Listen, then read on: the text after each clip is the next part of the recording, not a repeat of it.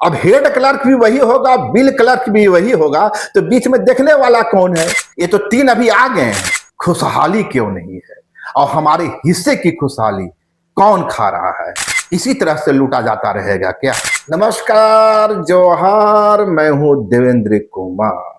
दोस्तों, अक्सर मैं झारखंड की कहानियां आपको सुनाता हूं तो कहता हूं कि अजब झारखंड का गजब कहानी। भाई, ये झारखंड है ही ऐसा है।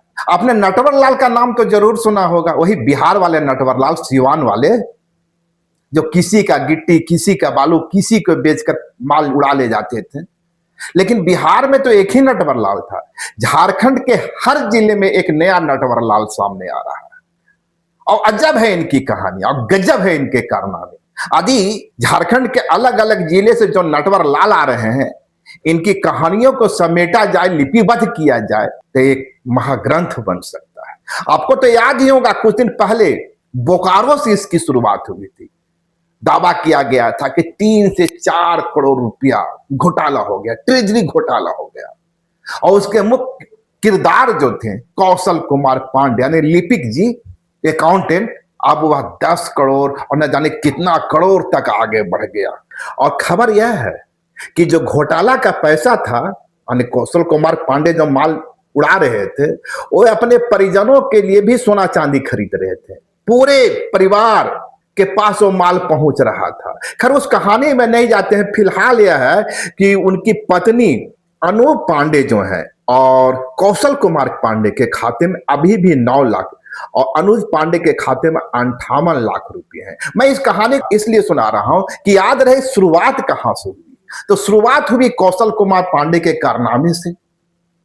अब वो कैसे हुई, क्या हुई, 3 कमेटी उस पर जांच कर रही है। महालेखाकार को भी कहा गया है कि हुजूर आप भी आइए, जांच करवा लीजिए, जांच कर लीजिए।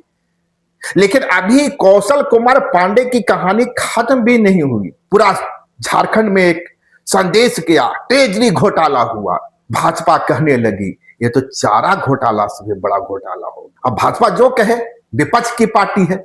लेकिन अभी बोकारो से शुरू हुई थी, मामला हजारीबाग पहुंच गया। यहां एक नया नटवर लाल सामने आ गए और ये नटवर लाल थे शंभू कुमार।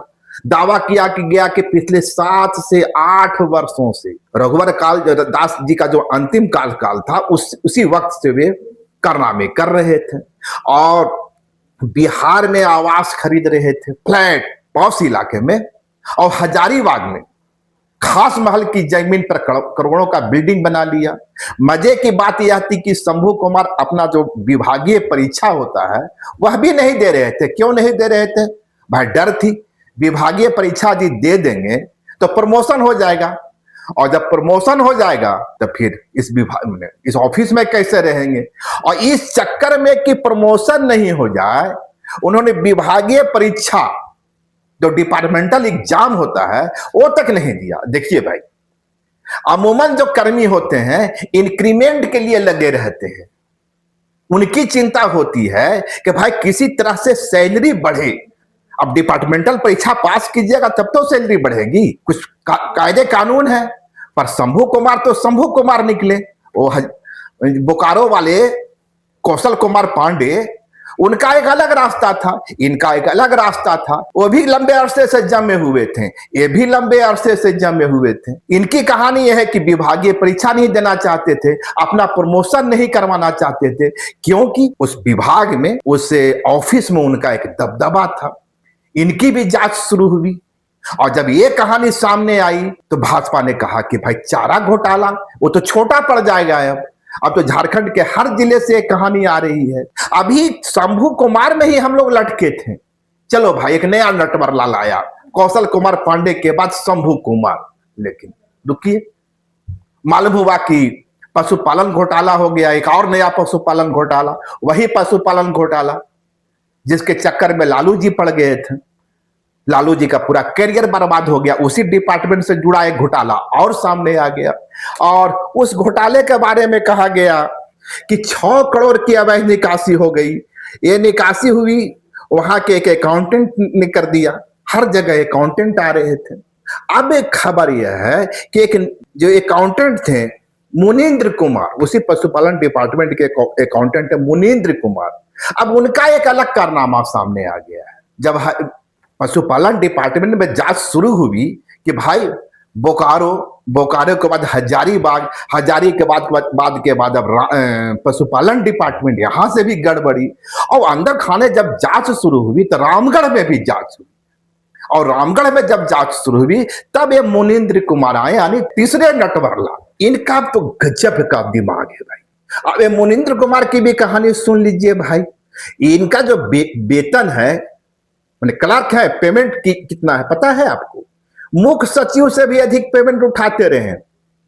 मुख्य सचिव सचिव है, मुख्य सचिव है, और कहां क्लर्क। लेकिन क्लर्क का पेमेंट मुख्य सचिव से ज्यादा है। ये तीसरे नटवरलाल निकले।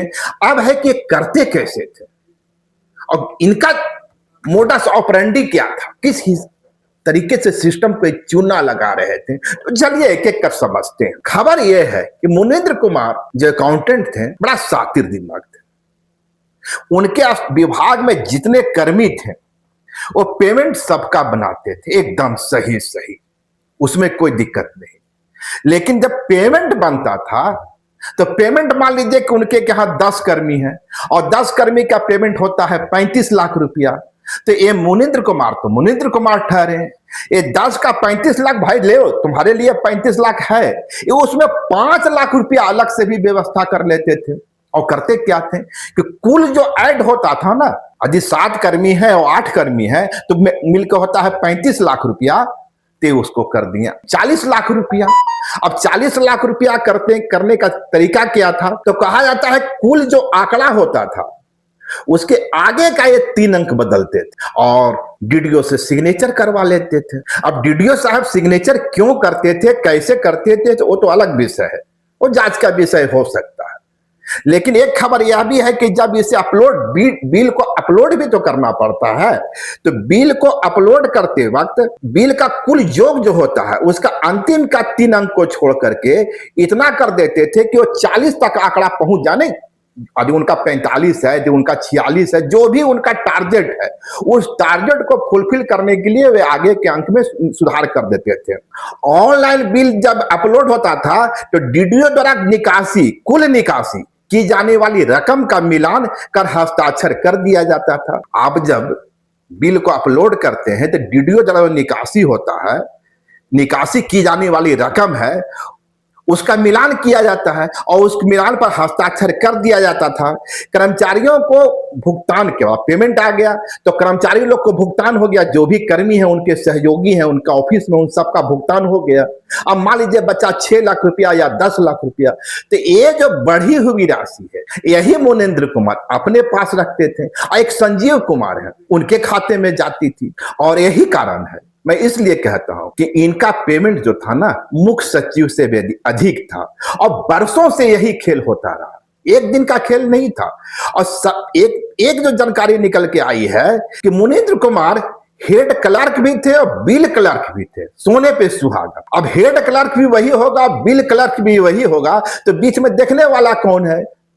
और डीडीओ के स्तर पर किस तरह मैनेज होता था या डीडीओ को धोखा देने में सफल हो जाते थे, वह तो खैर अलग बात है। लेकिन एक इसका खुलासा कैसे हुआ? दरअसल पशु स्वास्थ्य उत्पादन संस्थान में देवनाथ चौरसिया ने योगदान दे दिया। देवनाथ चौरसिया जब योगदान देने आए और यहीं से भंडाफोड़ की शुरुआत हुई। देवनाथ चौरसिया जब वहां पहुंचे योगदान देने के लिए, तो उन्होंने एक एक्वेंटेंस रोल होता है और कैशबुक होता है, ये दोनों की मांग कर दी कि भाई हम योगदान देने आए हैं, एक कैशबुक दे दीजिए। और जब बहुत दिनों तक देवनाथ चौरसिया को कैशबुक नहीं मिला या नहीं दिया गया तो उन्हें लगा कि कहीं ना कहीं कुछ गड़बड़ है।